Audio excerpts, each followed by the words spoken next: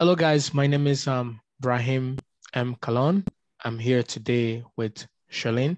So we're going to talk about opportunities in real estates, home ownership, and because I believe that when we educate ourselves in, especially when it comes to property ownership, it's something that our community is lagging because of the lack of information that we don't have. So that's why I'm here to speak to an expert regarding this. And you and I, we can learn and be inspired, being encouraged to believe that it's possible to own a home one day. So before we get on, I want to ask Charlene to briefly introduce herself and what she does. Hi, Ibrahim. Thank you so much for inviting me to speak with you today. This is Sherlyn Antonio, and I'm a realtor with Century 21 Dreams, located right here in Oakville, Canada. Wonderful, wonderful. So my first question I have for you is, most people don't believe that it's possible for them to own a home. So this idea of home ownership, is it within reach for, let's say, for example, for a student, for a professional, even for a low income family? Is it something that one day they'll be able to possess? Of course, Ibrahim, I always say to everyone, everything is possible, especially when it comes to home ownership. There's nothing to say that you can't do it. Um, just look at the way how the society is today and look at our industry and look at what all the different programs that are available to make it easier for you to get into and for you to be able to get all the information that you would need. Key is getting all the tools available, making sure that you're aware of what's available for you. You have financial experts, you have various different incentive programs with the government that can assist you, whether or not it's the government, but you also have rent to own programs that are right here within the GTA that you can inquire on and see if these are things that can assist you in getting into a home.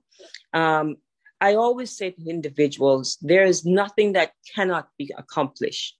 And being young, especially like yourself, you and I have had a discussion where I said to you, here are different options. Here's different things you can research on. Key is number one, go into a financial institution, whether or not it's your bank. Ask them what is it that you qualify for. Find out if it's attainable, whether or not that you need to improve your credit score, what if you need more down payment, or if it's not a financial institution, go to a mortgage broker. Find out what is it you need to do in order to find out to see if you can qualify. There's also first-time home buyers programs. Use a computer, do some research, figure what's out there for you, and start setting budgets and start setting goals. And of course, the rest is history. One of the criterias when it comes to ownership is your credit, right?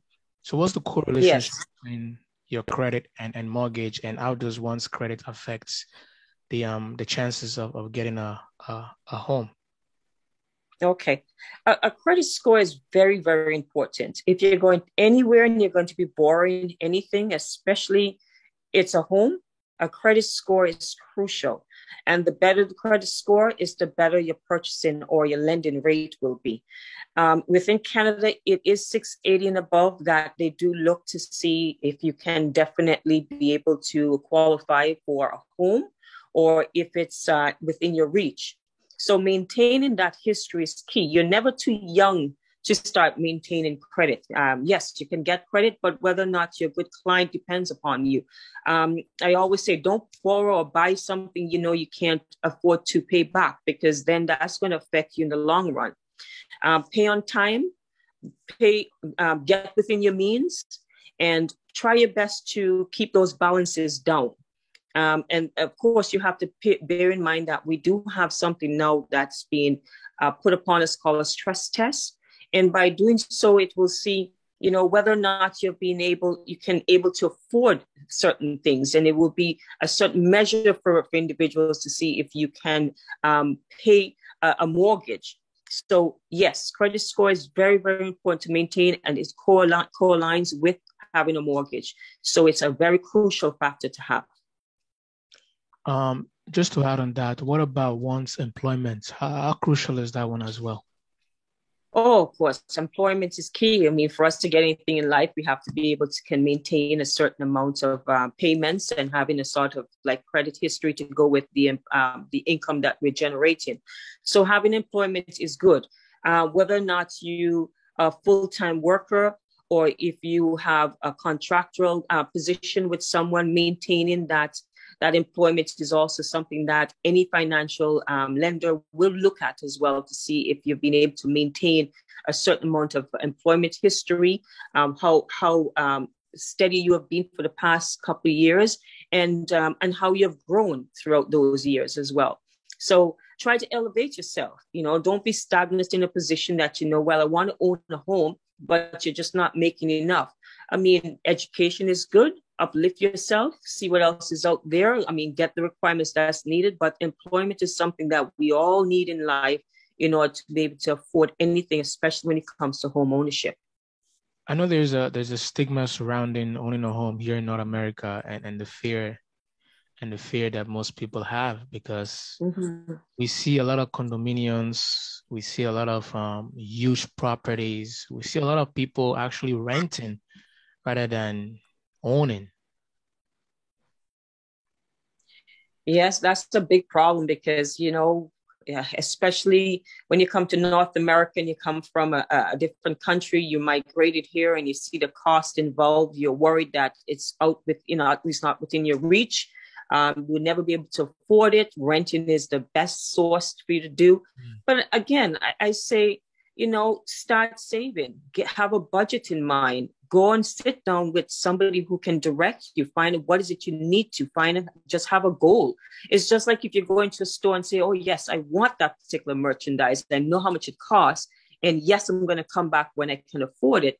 It's the same as if you have that particular asset in mind that you want to get.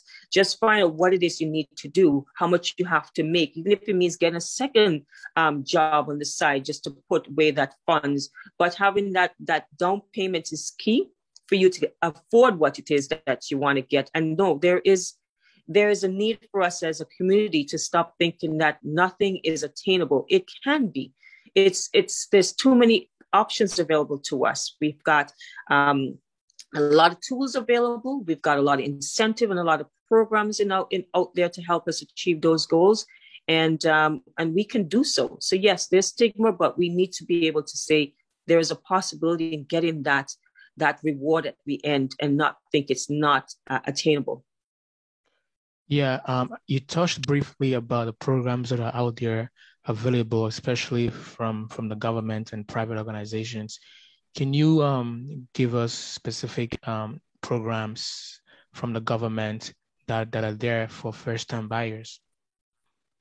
Oh, for sure. Again, speak with your financial advisor or someone that is more keen to give you more information on the in-depth analysis of finances and what's available with the government. But the government has a shared equity program that they have introduced, which they're actually working with families in order to help them get into their first home.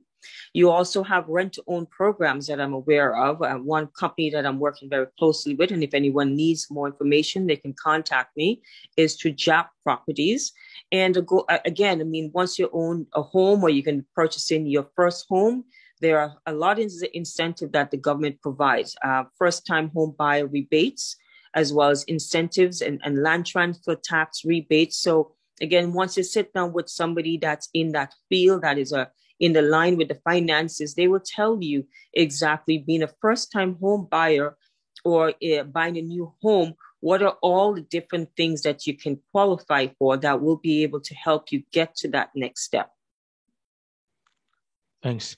So now let's talk about investing in real estate, not just owning one, but also see it as an investment opportunities. So what are the opportunities out there can one use to capitalize on, especially, let's say, for example, if you have your first home, now you want to get your second home and you want to capitalize on it as a form of investment? Yeah. Once you own your first home, I mean, that's key. That is where it all takes off from there. You're going to be gaining equity in your home. Hopefully, if you're paying on time and everything looks great, the credit looks fantastic, you've got some monies in the bank and you're thinking now is the time to invest. I mean, you're in the right place. Canada's booming. We've got so many different real estate options available to you. We've got lots of different options when it comes to whether or not it's condominium or freehold homes, geographically, wherever you want to go. Once you've got equity in that first home and you sit again and you speak to your financial advisor and find out what is it that you can afford, of course, it is a really good investment to get into, whether or not what you just want to look at as an income potential to buy and rent and make some good capitalization on rental income, or you're looking at just doing a few flips. There will be a few capital gains to speak with your accountant, make sure it's the best thing for you to do. But as a real estate person, what we do is sit with you and show you what are the best areas to get into? What are the upcoming projects available to us? And right now, as you can see, we're not going wrong when it comes to real estate. Last year alone, sales increased by 30%. We are doing fantastic when it comes to the market itself. So yeah, it's something definite to look into. Own that first home. Get involved with, if it's not yourself, your partner, whomever else, and you guys want to collaborate and do something together to get those investments going. It's definitely something to look into and something that you can say in the long run you will benefit from. Just out of curiosity, what determines a prime location? Because I've noticed that prime locations are quite super expensive, and that's why most times people go as far away to get your first home, and even though they prefer to live within that prime location. Well, I mean, it's demand and supply. It could be a lot of different variables. It could be just that particular area is good for families. There could be a lot of different variables in play when it comes to, could be a good school zone. It could be a great financial district, or, right by the lake. There are so many different variables to consider, right? Right now, in the GTA, downtown Toronto, before the pandemic, that's where everybody wanted to be. But then when the pandemic hits, everyone started thinking, let's go a little bit further out. People are more in need of, the suburbs. They wanted to be out in the cottage land. So it just all depends on what you need at that particular time. And geographically, yes, you're looking at areas that are more expensive than others. And it could be the property taxes. It could be different things. But I say a lot of variables play in mind, and it could be the population itself. Well, thank you. I think this is the end of my questions. Except if you have any other advice or tips that you want to give to the audience. I really thank you so much for having me here, Brahim. And yes, as I said, as community, we need to all sit together as one, and we need to be able to collaborate and help each other. And I mean, knowledge is key. If you know there are programs and if you know there are things that can help each other, I think these are things that we need to spread and let everyone know that it's attainable. These are things that can be achieved. It's not a stigma. It's not something to say, oh, you can't do it and the other person can do it or the other culture can do it. We do have the means and the availability. We just have to learn how to actually put things aside, learn as we go, try our best to see what's needed and go for that particular goal, which is home ownership. Thank you so much, Charlene. Can you briefly provide how people can get in touch with you if they have any questions? Yes, of course. You can call me anytime at 647-241-7106. My email is Shirlyn, which is SHIRLYN.ANTONIO@century21.ca. You can also find me on Instagram, Shirlyn_Homes. I've got a website as well, which is my name. And I'm looking forward to speaking with anybody and to help you get to that next step as well. Thank you. Yes, guys, follow up. And if you have any questions, link up with her.